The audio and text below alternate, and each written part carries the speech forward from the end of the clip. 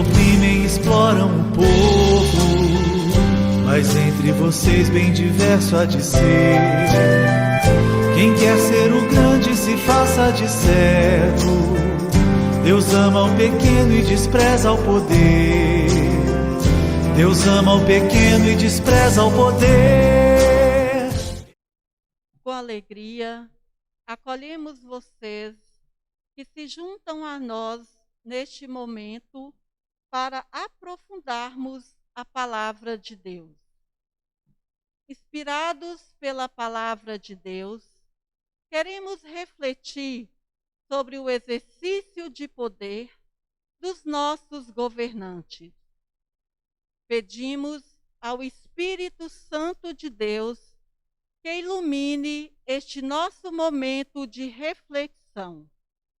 Vamos iniciar, então, invocando a Santíssima Trindade, em nome do Pai, do Filho e do Espírito Santo. Amém. Hoje, nós vamos refletir sobre o tema: os crimes dos governantes provocam crise e sofrimento do povo.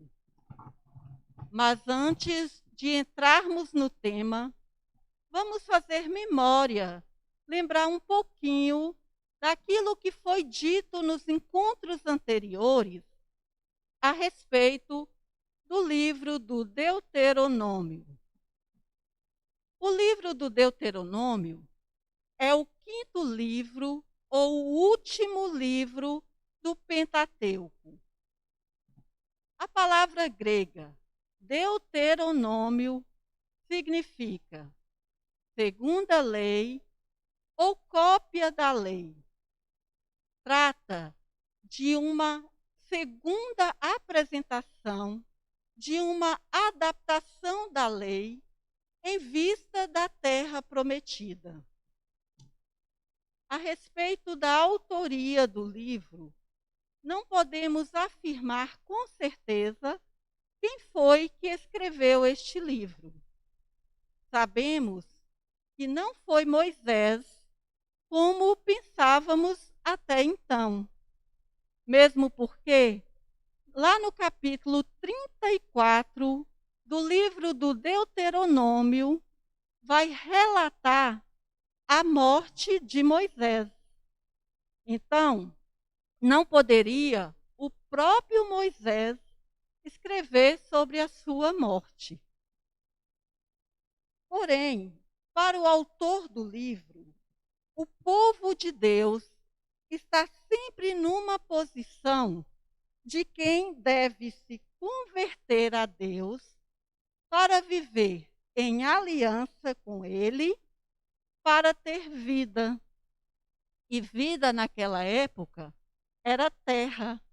Então, se o povo tinha terra, o povo tinha vida. A ideia central do livro, portanto, é que Israel viverá próspero e feliz na terra se ele for fiel à aliança com Deus.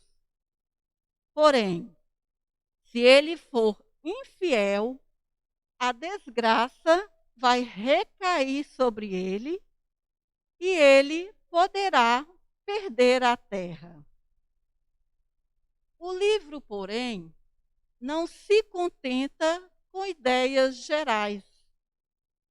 Após relembrar o decálogo que está lá no capítulo 5, nos versículos de 1 a 22, ele mostra que o comportamento fundamental do homem para com Deus é o amor com todo o ser. Isso está lá no capítulo 6, nos versículos de 4 a 9. A seguir, apresenta uma longa catequese explicando o que significa viver este amor. Viver este amor em todas as circunstâncias da vida, pessoal, política, social, religiosa.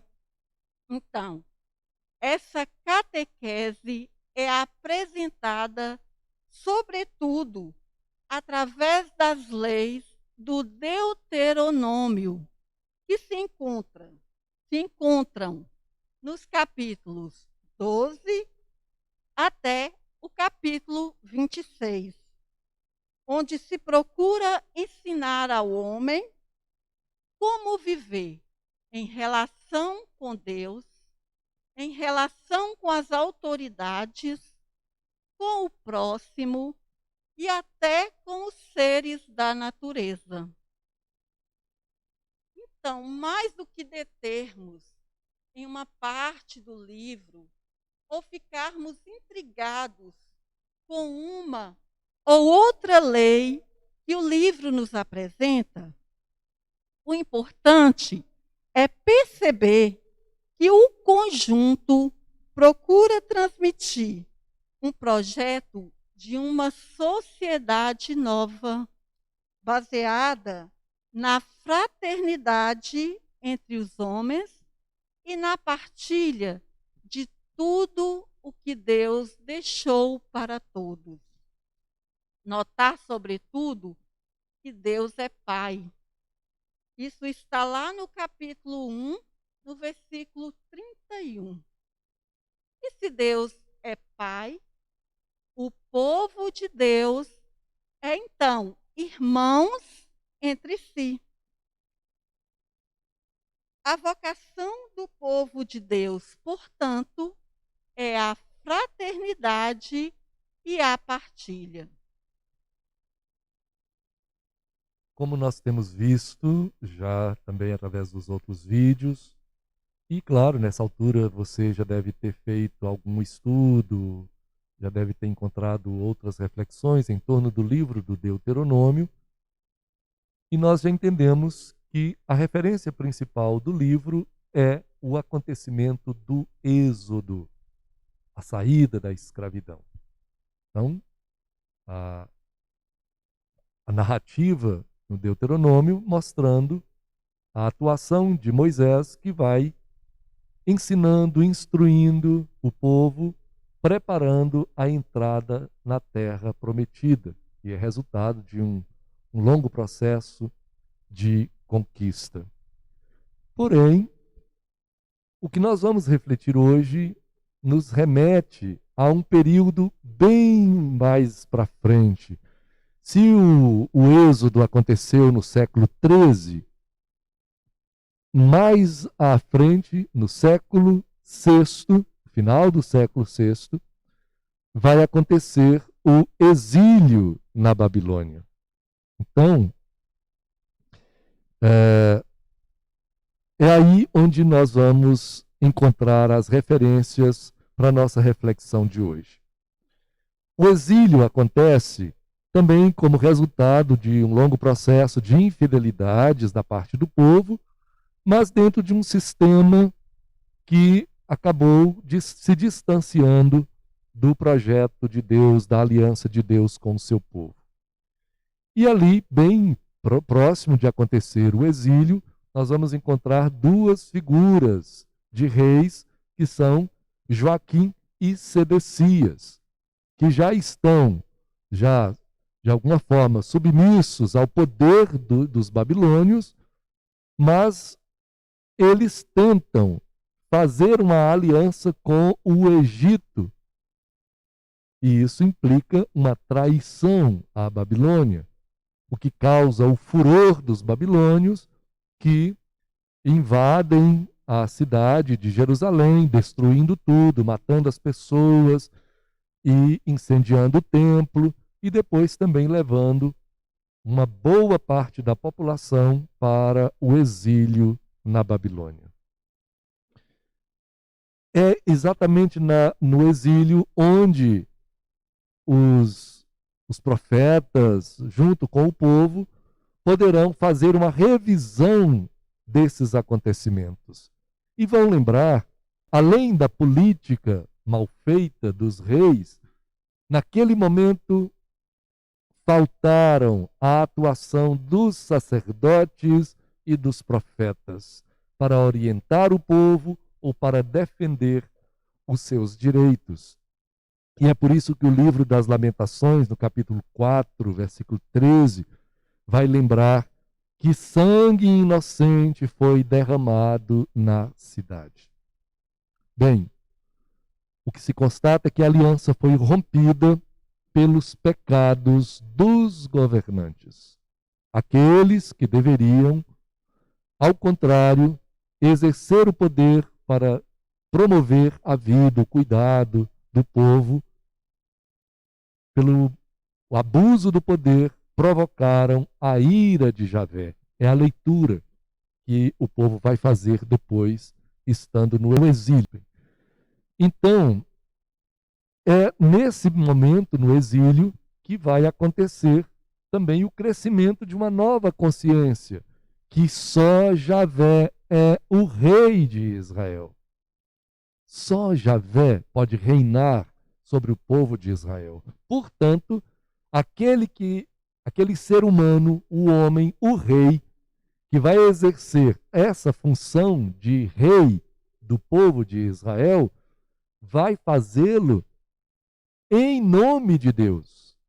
Deve executar no seu governo, executar a vontade de Deus, o projeto de Deus. E a vontade de Deus, portanto, é o bem para todo o povo. É o serviço à justiça, à segurança, ao bem comum para todo o povo. Que todos tenham bem-estar. Né? É essa, portanto, a tarefa. E por isso os reis deveriam ser escolhidos por Deus, ungidos por Deus, para exercerem essa função. Então aí surgem os textos que acabam sendo colocados como se ainda o povo estivesse no deserto e já se preparando. Quando entrar na terra, como veremos daqui a pouco, quando entrar na terra e instituir o rei para vocês, então é preciso deixar bem claro quais são os deveres do rei. Ao contrário do que foi feito em outros textos, como lá no primeiro livro de Samuel, o famoso texto do capítulo 8, onde aparecem os direitos do rei. Aqui é necessário frisar os deveres do rei, para que ele não tome o poder como algo absoluto e nem abuse do seu poder. Vamos então acolher a palavra de Deus, que está no livro do Deuteronômio, no capítulo 17, nos versículos 14 a 20. Depois que tiver entrado na terra, que Javé, o seu Deus, lhe dará, dela tiver tomado posse, e nela estiver habitando, se você disser: quero estabelecer sobre mim um rei, assim como todas as nações que me rodeiam, você deverá estabelecer para si um rei que Javé, o seu Deus, tiver escolhido. Um de seus irmãos é que você estabelecerá como rei. Não poderá pôr sobre você um estranho que não seja seu irmão. O rei não deverá multiplicar cavalos, nem fazer que o povo volte ao Egito para multiplicar a cavalaria. Pois Javé disse a vocês: nunca mais voltem por esse caminho. Ele também não deverá multiplicar o número de suas mulheres, e também não multiplicará para si ouro e prata. Quando subir ao trono, ele mandará escrever num livro, para seu próprio uso, uma cópia desta lei. ditada pelos sacerdotes levitas. Ela ficará sempre com ele, que a lerá todos os dias de sua vida, para que aprenda a ter o temor de Javé, o seu Deus, observando todas as palavras que estão nessa lei e colocando em prática esses estatutos. Desse modo, ele não se colocará orgulhosamente acima dos seus irmãos e não se desviará desses mandamentos, nem para a direita, nem para a esquerda. Só assim ele vai prolongar os dias do seu reinado e seus filhos e de seus filhos no meio de Israel. Então, esse texto, que nós acabamos de ler, é de origem profética e indica ao rei os cuidados que ele deve ter para não desvirtuar. Para o povo de Israel, após ter sofrido o exílio na Babilônia, ainda existia uma esperança. E para isso era exigido aos governantes observar e seguir a lei, a palavra e o caminho de Javé. Fazer uma política de paz, construir uma sociedade justa, eram os deveres dos governantes, apontados pelos levitas, líderes religiosos sobreviventes de Jerusalém. Antes de mencionar as normas para a monarquia e o rei, o autor afirma que a existência de Israel deve-se à gratuidade e à eleição de Deus. Ele vê a monarquia como uma concessão histórica de Javé, o verdadeiro rei do mundo. Dessa forma, o rei humano é um executor da vontade de Deus. Para evitar, neste contexto, que o rei se tornasse absoluto, levando a nação à ruína, o rei era nomeado pelo povo e eleito por Deus. Qual era a única condição para isso? Que fosse irmão, um dos membros do povo judeu, e não um estranho, quer dizer, um estrangeiro. O rei era eleito por Deus e deveria estar a serviço do povo. Para que os reis não abusassem do exercício do poder, era ordenado: primeiro, o rei não deverá multiplicar os seus cavalos. O cavalo representa o poderio militar, usado na política militarista e expansionista que provocou a invasão da Babilônia. O rei confiou no poderio do seu exército e não em Javé. O poderio militar também aumentava a violência e a opressão contra o povo. Segundo, ele também não deverá multiplicar o número de suas mulheres.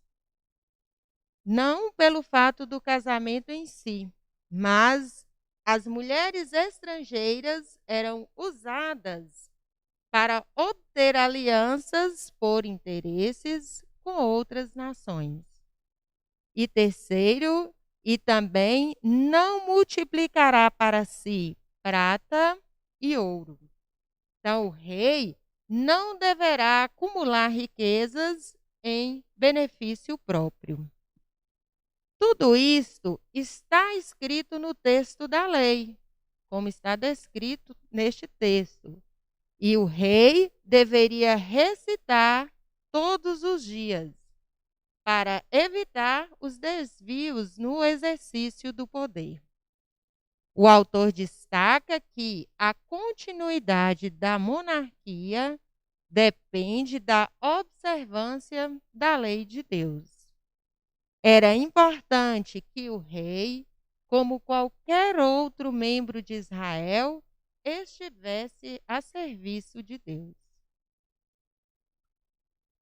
Até aqui, situamos o texto bíblico de acordo com o contexto histórico da época. Agora, nós vamos apresentar uma segunda chave de leitura para o texto, que é Jesus. Jesus é a grande chave que vai nos ajudar a compreender o texto bíblico. O Novo Testamento segue a tradição judaica do Antigo Testamento sobre a autoridade e o exercício do poder. Toda autoridade na terra vem de Deus. A função do governante é servir ao povo, sobretudo aos pobres, aos marginalizados, promovendo assim a justiça. Lá em João, no capítulo 13, no versículo 14, vamos encontrar o seguinte: Pois bem, eu lavei os pés de vocês, eu que sou o Senhor e o Mestre. Vocês também devem lavar os pés uns dos outros. Esse versículo evidencia a função dos governantes, que é servir.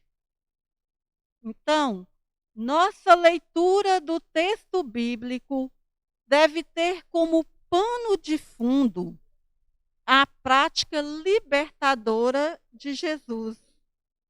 Em seus ensinamentos, Jesus ressalta o amor, a misericórdia, a gratuidade e o serviço. Só assim venceremos uma sociedade desigual e injusta.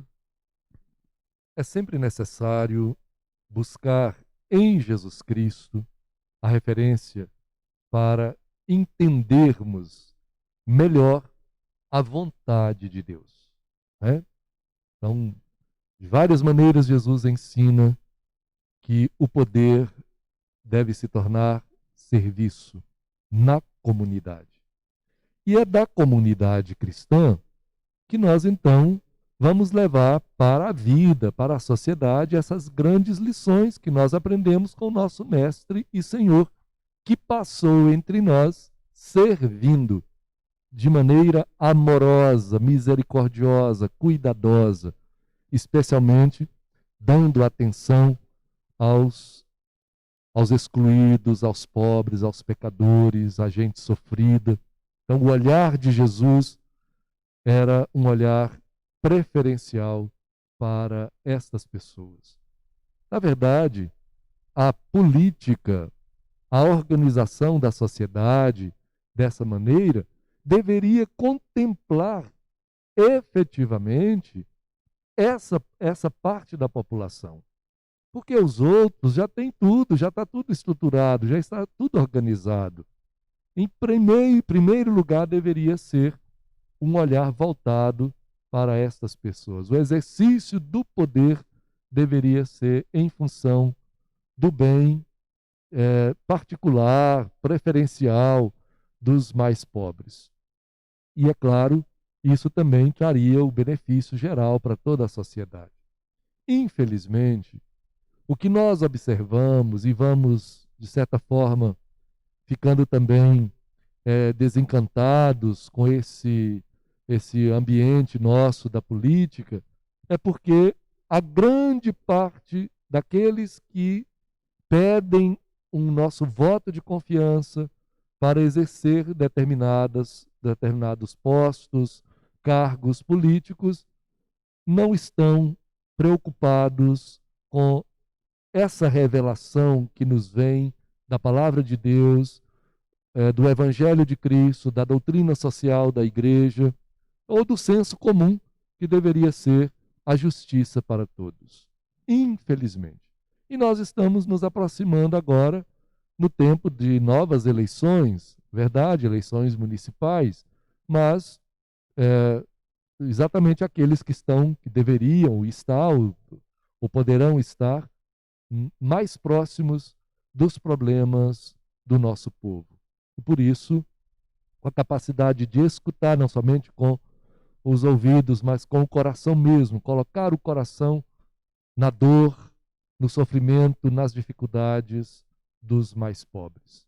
E assim, não usando apenas um discurso carregado de Deus ou de palavras que parecem ser de uma religião, mas com ações efetivas que demonstrem esse temor a Deus, ou seja, evitar de fazer o mal, mas procurar, exatamente por causa da sua fé, ou por causa do apelo que vem de Deus, de Cristo, ou do ensino da igreja, para que se coloque com justiça, com honestidade, a serviço da verdadeira causa da vida, da justiça, do bem, da paz, da segurança para o povo.